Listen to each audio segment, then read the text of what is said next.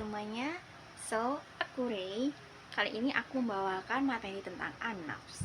Apa sih itu an-nafs? Maka dari itu, kalian jangan lewatkan video aku ke depannya ya, supaya kalian akan mendapatkan informasi terbaru tentang an-nafs. Oke, selanjutnya aku mau menjelaskan tentang konsep dasar dari an-nafs. An-nafs itu diambil dari kata an-nafs dari bahasa Arab yang memiliki arti diri atau kepribadian manusia atau bentuk jiwa gitu. Lalu dalam perspektif Al-Quran itu diartikan sebagai jiwa atau ruh atau bisa diartikan sebagai dorongan batin atau nafsu gitu. Jadi gini teman-teman. Jadi an-nafs ini bagian dari dalam manusia, bagian dari kita sendiri yang menggerakkan perasaan kita, lalu bagaimana kita bertindak dan apa yang kita inginkan. Jadi an-nafs ini akan membawa kita ke dalam jalan kebaikan, tapi kalau kita tidak bisa mengendalikan an-nafs itu tadi, akan menjerumuskan kita ke dalam jalan yang buruk gitu. Oke, selanjutnya jenis-jenis dari an-nafs. An-nafs ini terdiri dari 3. Yang pertama al-amarah, al-lawamah, lalu yang terakhir al-mutmainah. Tapi kali ini Ray akan membahas 2 jenisnya, yaitu al-amarah serta al-mutmainah. Al-amarah dulu ya. Al-amarah ini bentuk dari jiwa yang memerintahkan kita untuk melakukan hal yang buruk. Jadi al-amarah ini cenderung melakukan hal yang buruk dan sering melakukan sesuatu hal yang berpotensi untuk menghancurkan dirinya tanpa pertimbangan ke depannya gitu. Jadi pikirannya impulsif. Nah, ciri-cirinya yaitu yang pertama, orang yang berjiwa an-nafs ini suka marah atau bisa cenderung malas untuk beribadah. Kurangnya keyakinan atau pemahaman tentang spiritual dan tentang dirinya sendiri. Lalu yang ketiga ini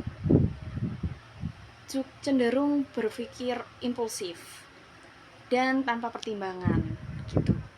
Kurang lebihnya seperti itu. Oke, selanjutnya ada kasusnya. Contoh kasus al-amarah itu seperti yang dilakukan Alfi Maulana, pelaku mutilasi kepada pacarnya yang ada di Surabaya.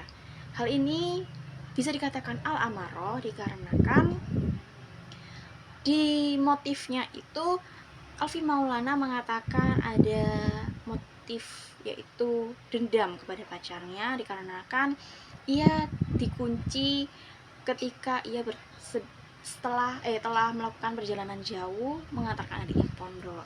Dan sebelum-sebelumnya ia juga sering dikunci atau sering cekcok dengan pacarnya yang mengakibatkan penumpukan emosi atau dendam.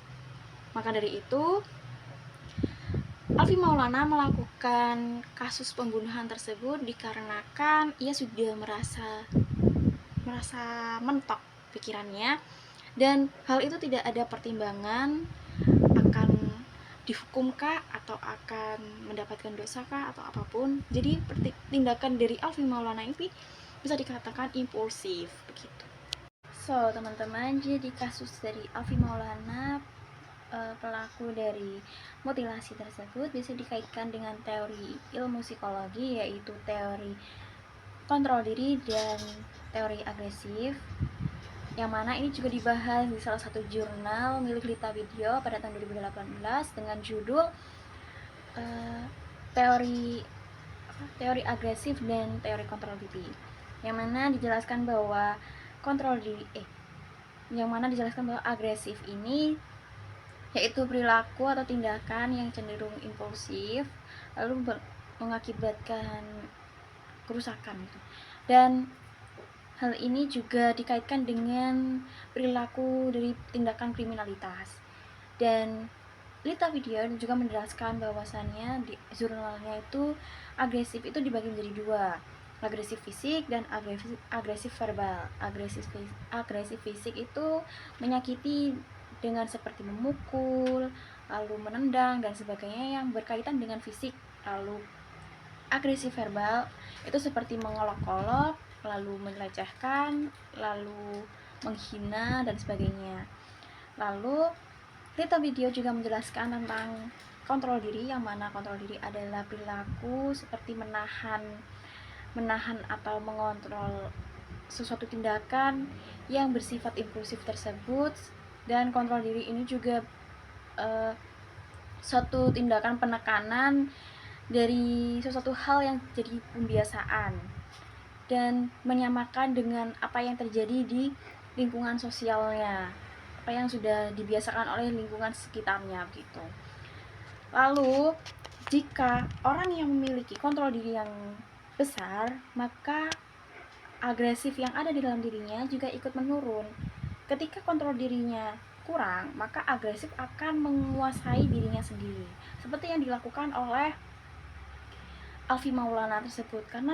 Karena dilihat dari motifnya, Alfi Maulana memiliki kurangnya kontrol diri, makanya tingkatan agresifnya lebih memuncak dan kurangnya pertimbangan atau hal tersebut bisa dikatakan seperti tindakan impulsif. Oke, yang kedua yaitu al-mutmainah. Yang kedua atau yang terakhir, al-mutmainah ini termasuk jiwa yang mana sudah mencapai puncaknya ketenangan batin, dan ketika itu menerima ketentuan apa yang sudah ditakdirkannya. Ciri-cirinya itu tetap tenang. Yang pertama, tetap tenang dalam menghadapi apapun yang terjadi. Lalu yang kedua, orang tersebut ikhlas apapun yang ditentukan oleh Allah Subhanahu wa taala. Lalu yang ketiga, orang tersebut sering bersyukur dan selalu bersyukur dalam menghadapi apapun yang terjadi dalam keadaan senang maupun susah. Lalu yang keempat, ikhlas tanpa pamrih ketika sedang membantu. Lalu yang terakhir, orang tersebut selalu terhubung dengan Allah sehingga orang tersebut tidak mudah gelisah gitu. Ya, selanjutnya yaitu contoh studi kasus dalam perspektif an-nafs al-mutmainah. Seperti yang kita tahu bahwasanya telah terjadi musibah di pondok pesantren Al-Quds ini di daerah Budu dan Sidoarjo, yang mana terjadi rubuhnya masjid atau musola di pondok pesantren tersebut dan menewaskan sekitar 66 santri di sana. Bahwasanya wali-wali santri tersebut banyak yang merasa shock atas terjadinya musibah tersebut, dikarenakan hal tersebut dialami oleh putranya sendiri. Tapi dari sebagian wali santri berusaha untuk ikhlas dan tabah meskipun apapun yang terjadi. Seperti contohnya yang dirasakan oleh kakek Saidi, kalau saya ingat, saya lupa juga nama beliau secara lengkapnya, kakek Saidi.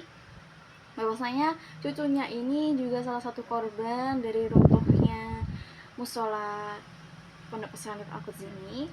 Beliau berkata bahwasanya yang saya harapkan adalah saya ingin segera bertemu dengan dengan cucu saya. Apapun yang terjadi saya ikhlas. Intinya beliau ingin segera bertemu dengan cucunya. Hal tersebut merupakan ciri dari jiwa al-mutmainah, dikarenakan beliau sudah menerima apapun yang ditetapkan oleh Allah Subhanahu wa taala, yaitu cucunya itu jadi korban dari musibah dari ponpes tersebut gitu. Oke, dari kasus yang terjadi di pondok pesantren Al-Quds ini, maka hal ini bisa dihubungkan dengan teori strategi coping, dan ini juga ditulis oleh Deviani di jurnal pada tahun 2023 dengan judul Dinamika Seorang Anak perempuan yang ditinggalkan oleh seorang ayah pasca COVID-19. Dan Deviani ini menuliskan tentang strategi coping, bahwasannya orang yang telah ditinggalkan oleh orang yang dia sayang akan menimbulkan duka yang cukup mendalam.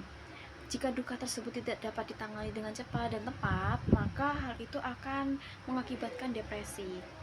Maka dari itu, strategi coping itu bisa dijadikan salah satu opsi yang tepat. Coping di penjelasan Deviani ini yaitu bentuk mengatasi orang dalam menghadapi kesulitan atau tantangan yang sedang dihadapi, dan menghubungkan dengan kecerdasan emosionalnya dan ketangguhan diri, seperti yang dilakukan oleh kakek Saidi, ya, salah satu wali santi di pesantren Al-Quds ini, yang mana beliau mengatakan ingin bertemu cucunya saja, yang penting segera ditemukan. Dan itu merupakan suatu ketegaran dan ketangguhan hati seorang kakek kepada cucunya.